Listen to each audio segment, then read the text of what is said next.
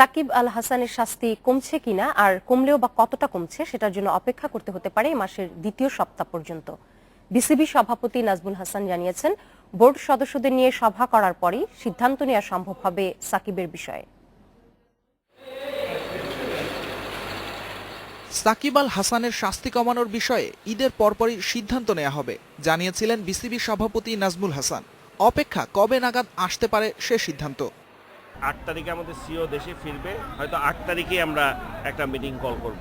এই মুহূর্তে তত তাড়াহুড়া করার কোনো বিষয় নেই, যেহেতু ওয়েস্ট ইন্ডিজ সিরিজটাতে সে যেতে পারছেই না, এটার বাইরে আছে, কাজে ইচ্ছা করলে আমরা আরও এক সপ্তাহ পিছাতেও পারি।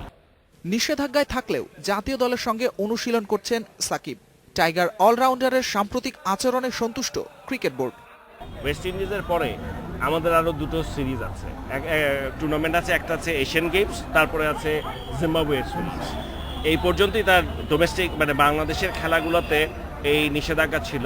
এখন পর্যন্ত সে যে সমস্ত রেসপন্স বা ব্যবহার করেছে তা অত্যন্ত আমরা মনে করি যে অনেক পজিটিভ দিক আমরা দেখতে পাচ্ছি, যদিও সময়টা খুবই কম। সেই ক্ষেত্রে বোর্ড অবশ্যই এটা পুনর্বিবেচনা করতে পারে। জিম্বাবুয়ে ট্যুরে যদি সে খেলার জন্য অনুমতি পায় তাহলে তো প্রিমিয়ার ডিভিশন খেলতেই পারে।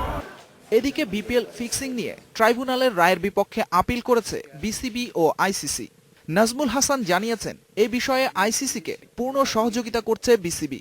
এই প্রসিডিওরটা যে খুব বেশি আমরা জানি তা না, এবং সেই জন্য এখানে মূল ভূমিকাটা পালন করছে আইসিসি।